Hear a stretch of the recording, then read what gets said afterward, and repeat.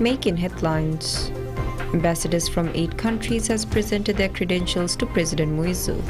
The President congratulates KP Sharma Oli following his appointment as the Prime Minister of Nepal.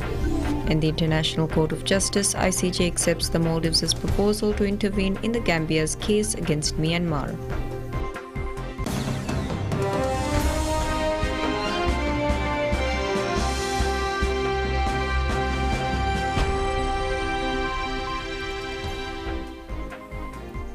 Bismillahirrahmanirrahim. Assalamu alaikum. Welcome to PSM News in English with me, Hafiz Abdul Sattar. And now the news in detail. President Dr. Mohammad Muiz expresses his deepest condolences following the passing of Hussein Sharif, who made significant contributions to society and the tourism sector. In a social media post, President Dr. Muiz described Hussein Sharif as a seasoned national service figure in tourism and business. He highlighted Sharif's philanthropic efforts, including building a mosque and aiding the less fortunate in various communities. The President also extended his condolences to his family and prayed for their patience. Ministers and tourism officials have also conveyed their sympathies. In a social media post, Minister of Islamic Affairs Dr. Muhammad Shahim Ali Saeed shared details of his meeting with Sharif, describing him as a kind and generous individual. Hussein Sharif, known for his ownership of Ocean Reserve Bolifushi, a leading brand in the tourism sector, passed away while receiving treatment at Indira Gandhi Memorial Hospital, IGMH. Ambassadors from 8 countries present their credentials to President Dr. Mohammad Muiz. The ambassadors were escorted to the President's office from the Republic Square in a cultural procession, Haikolo, with the Maldivian National Defense Force MNDF drum and trumpet band.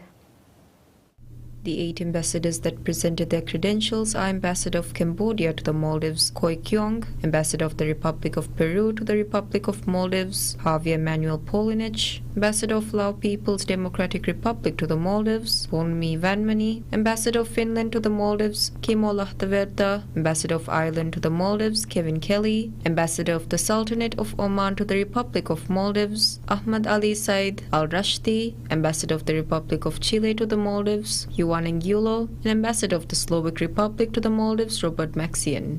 Following the presentation, the President welcomed the ambassadors to the Maldives and sat with them. The President and the Cambodian ambassador discussed strengthening cooperation between the 2 countries, especially in trade, education, and agriculture. They discussed implementation of agreements signed during the Cambodian Prime Minister's visit to the Maldives in January of last year. The President and the Ambassador of Peru discussed areas for further cooperation between the 2 countries, including facilitation of exports, trade, and investments. The President expressed interest in working with Peru's countries from the global south. President Muizzu discussed on working together in areas of mutual interest and collaborating closely to overcome challenges faced by both countries with the Ambassador of Laos. The President discussed expanding collaboration with Finland, particularly in education sector, capacity building, tourism sector, climate change, and renewable energy. Discussions were held with the Ambassador of Ireland in areas for further collaboration between the 2 countries, including tourism, green energy, and working together to address shared concerns faced by both countries as a result of climate change. Additionally, the President and Ambassador of Oman discussed areas for enhancing collaboration between the 2 countries, including visa facilitation and increased high-level visits from both countries. The President also took the opportunity to highlight Oman's support for the Maldives in the past. Furthermore, President Muizzu discussed enhancing collaborations in areas such as in economic cooperation, training and education, climate change, and tourism with the Ambassador of the Republic of Chile. Discussions were also held to strengthen cooperation between Slovak Republic and the Maldives.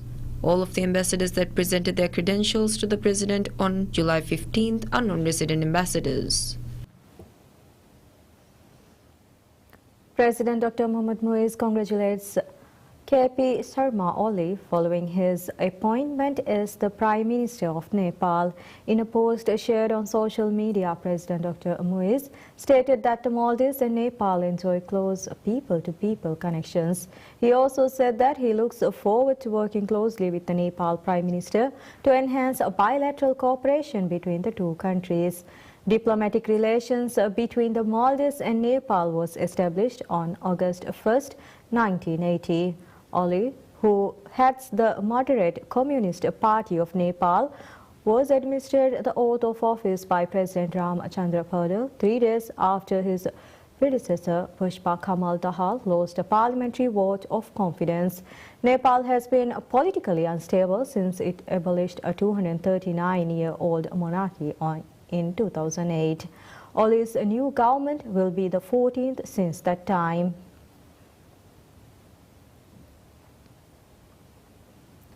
India reiterates the country's commitment to assist in the progress and development for the Maldives and its people. The statement was made by the High Commissioner of India to the Maldives, Munu Mahavar, during his meeting with President Dr. Mohammad Muiz. The Indian High Commissioner on July 14th paid a courtesy call on President Dr. Muiz at the President's office. The meeting saw discussions on various projects undertaken by India in the Maldives. The President and the Indian High Commissioner also discussed avenues to further bolster ties between the two nations. As such, the High Commissioner highlighted numerous productive avenues of ongoing cooperation between the two nations and reiterated India's commitment to assist in the progress and development of the Maldives. Following this, President Dr. Muiz expressed gratitude for India's commitment to assist in the Maldives in its development and addressing the needs of Maldivians. Additionally, the Indian High Commissioner expressed gratitude to the President for accepting the invitation and attending the swearing-in ceremony of Prime Minister Narendra Modi for a new term. President Dr. Muiz conveyed appreciation for the warm welcome and generous hospitality extended by the Indian government during his visit to witness Prime Minister Modi's swearing-in ceremony. Furthermore, the President and the High Commissioner reiterated their unwavering commitment to fostering continued close relations and enhancing bilateral cooperation between the Maldives and India.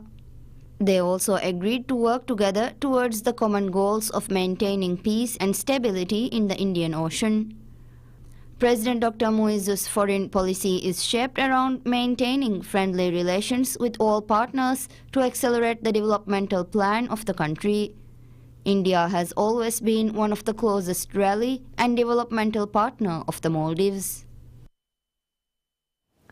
The International Court of Justice (ICJ) accepts the Maldives' proposal to intervene in the Gambia's case against Myanmar. In a statement released by the Attorney General's Office (AGO), it stated that the ICJ has unanimously decided that the declaration of intervention submitted by the Maldives in the ICJ case concerning the application of the Convention on the Prevention and Punishment of the Crime of Genocide, the Gambia vs. Myanmar, is admissible on July 3rd. It further stated that the proposal is accepted as long as it concerns the construction of provisions of the Convention on the Prevention and Punishment of the Crime of Genocide, Genocide Convention. This order was made by the ICJ despite the objection submitted by Myanmar in relation to the admissibility of the Maldives' declaration of intervention. The Gambia instituted proceeding against Myanmar in the ICJ on 11 November 2019, alleging violations of the Genocide Convention through acts committed by Myanmar against the Muslim-majority Rohingya population. The AGO revealed that the Maldives will always remain steadfast in its efforts to contribute to the international community's pursuit of justice for the Muslims of Rohingya and to support the enforcement of the Genocide Convention's provisions. Malaysian company Alters Digital expresses interest in building an accommodation block that meets international standards for expatriates in the Maldives. This was disclosed by the Minister of Homeland Security and Technology, Ali Hassan, during a press conference held by the ministry. Speaking at the press conference, Minister Yusan disclosed that the Malaysian company submitted their proposal in March 2023. He disclosed that the proposal submitted includes the development of dormitories for expatriates free of charge and directly rent the facilities to expatriates for rent of $120 per month. However, the rent of $120 has now been reduced to $100 after further discussion. Minister Ihsan noted that the ministry accepted the proposal and sent it to Invest Maldives on May 13 this year. He stated that discussions about the proposal were held at the Economic Council on 10 July and that the ministry is waiting for the final terms by the company.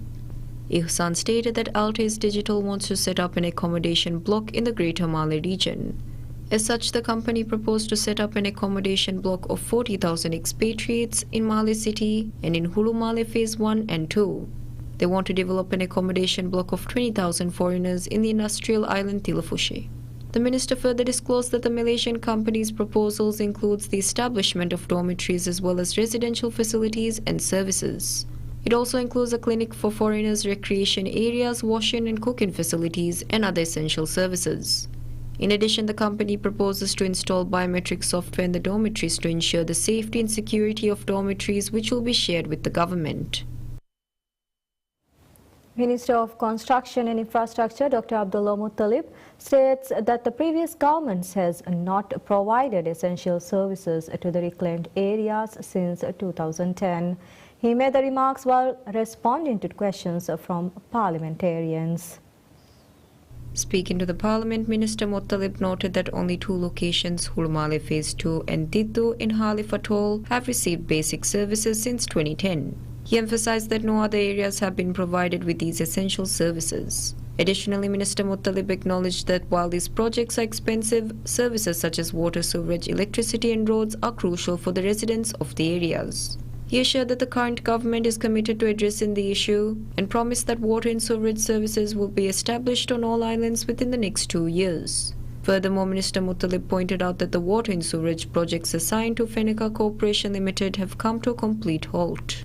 He revealed that over 80 such projects are in various stages of development across different islands. However, he said some projects, particularly those assigned to Fennica, have been stopped. He noted that Fennica had no prior experience with water and sewerage projects before 2020. Moreover, Minister Muttalib said that Fennica was rewarded water and sewerage works in 16 islands and upgrading works in 3 additional islands. He said the contracts are now being cancelled and will be transferred to the Malay Water and Sewerage Company, MWSC, due to a lack of progress. Minister of Climate Change, Environment and Energy Tariq Ibrahim states that the issues on the lack of electricity provision in some islands were due to previous government's decision of launching unnecessary projects in islands. The minister stated that the previous administration targeted to launch as many projects as possible, regardless of whether it is beneficial or not. Providing insight on the works pertaining to the energy sector, Minister Tariq stressed that projects of developing power plants in 60 islands were halted in various stages. He disclosed that these projects were contracted in a wasteful manner, costing 114% more than the market prices. Underscoring that several projects of establishing power plants and administrative offices were initiated in various islands by the previous administration, he observed that this includes islands with a population of less than 500 to 1,000 individuals. During a press briefing, Minister Tariq revealed that the habit of previous administration to contract projects without securing finances and then halting the projects was a major concern. The minister highlighted that no efforts were taken to address the issue of electricity provision despite the development of several buildings. He added that while some islands had buildings developed, they were not facilitated with adequate resources of power plants to resolve the issue. Furthermore, Minister Tariq disclosed that among the utility service providers, Fennica Corporation Limited had undertaken wasteful expenses. As such, the minister revealed that the corporation had paid contractors 20 to 15% in advance, seeking resources and cables to upgrade networks, and halted the projects. Ministry of Finance reveals that the government expenditures have reduced significantly compared to last year. The latest weekly fiscal report published by Ministry indicates that by June 20th, the expenses totaled to $1.1 billion, while during the same period last year, the government expenses amounted to $1.4 billion. This constitutes to a reduction of $285 million. The report shows the expenditures have significantly been reduced, with $920 million spent on recurrent expenses and $233 million on capital expenditures. This represents a significant reduction in expenditures compared to 992 million spent by the government as recurrent expenses and $447 million as capital expenditures in 2023 during the corresponding time frame. Recurrent expenses cover $356 million for salaries and pensions and $551 million for administrative work. Meanwhile, capital expenditure primarily encompasses expenses related to structural development. President Dr. Mohamed Moise has announced a series of stringent measures aimed at reducing public expenditure, particularly recurring expenses.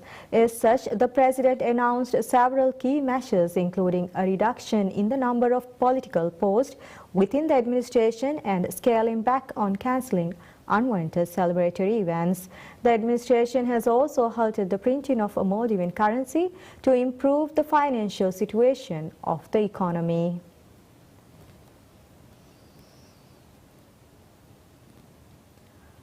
The Maldives State Shipping MSS commences exporting frozen fish to Southeast Asian countries as part of the collaborative work being done with the Maldives Industrial Fisheries Company, MIFCO.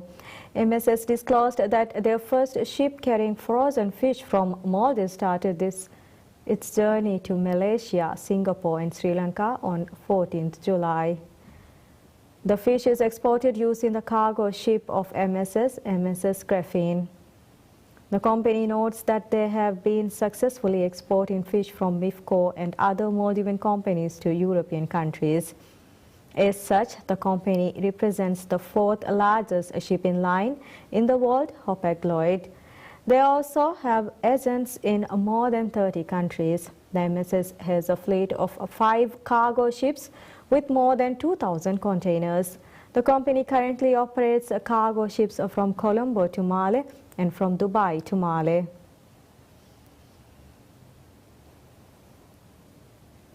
Minister of Health Dr. Abdullah Halil criticizes the previous government for their pledges to develop hospitals at higher cost than necessary. Speaking at a People's National Congress PNC campaign rally, Minister Khalil highlighted that the previous administration announced and awarded projects in the health sector with no adequate budgeting. He noted that these projects were often announced close to the recent presidential election.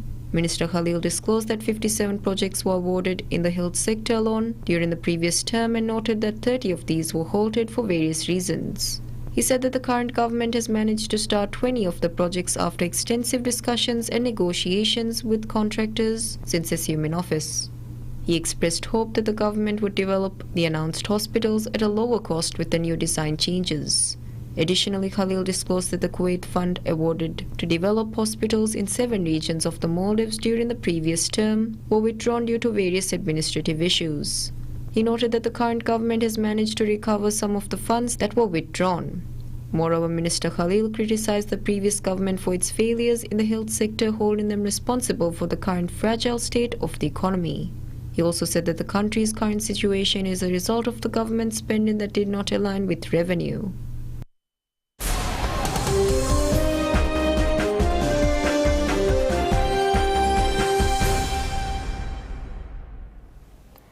Bitcoin surges to a 2-week high on July 15th after the attempted assassination of U.S. presidential candidate Donald Trump raised the odds of the former president, who has presented himself as champion of cryptocurrency, winning the upcoming election.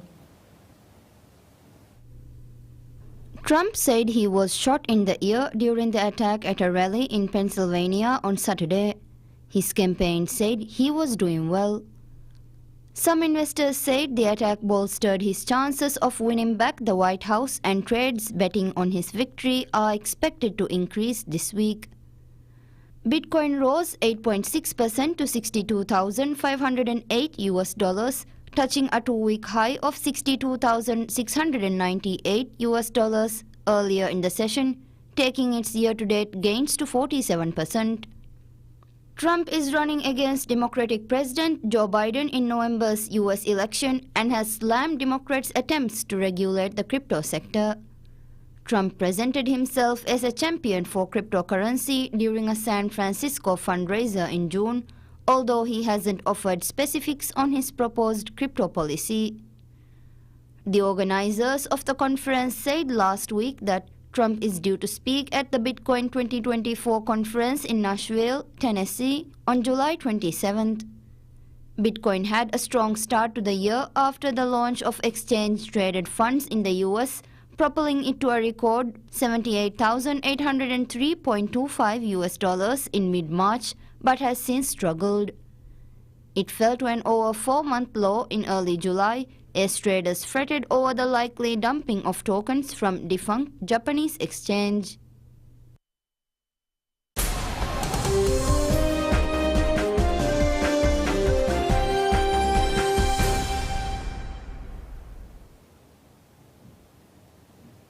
Britain's King Charles and Queen Camilla will travel to Australia and Samoa in October, but not New Zealand, as the monarch continues his cancer treatment, Buckingham Palace said. Some British and Australian media outlets had questioned whether the trip would take place at all in the weeks that followed news of the King's cancer diagnosis, which was made public on February 5th. The palace confirmed that Charles and Camilla will attend the Commonwealth Head of Government meeting in Samoa, scheduled to take place between October 21st and October 25th. The 75-year-old king returned to public duties at the end of April for the first time since his diagnosis for an unspecified form of cancer. Buckingham Palace said that his diary would be managed carefully to minimize any health risks.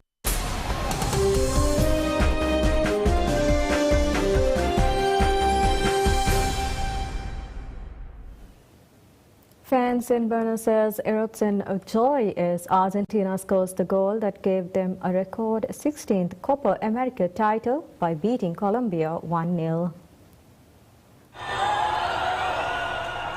Start of play at the Hard Rock Stadium in Miami Gardens, Florida was delayed by more than an hour after thousands of fans without tickets tried to force their way in. Lautaro Martinez, the tournament's leading scorer, latched onto a precise through ball before lifting his effort over advancing Colombia goalkeeper in the 112th minute to spark wild celebrations among Argentina fans. Argentina's latest title comes on the back of their triumphs at the 2022 World Cup and 2021 Copa America and gives 8 times Ballon d'Or winner Lionel Messi the perfect send-off in what is likely his last international tournament. The win also marked forward Angel Di Maria's final Argentina match after the 36-year-old said last year he would retire from international football after the Copa, while defender Nicolas Otamendi, 36, is also set to end his international career.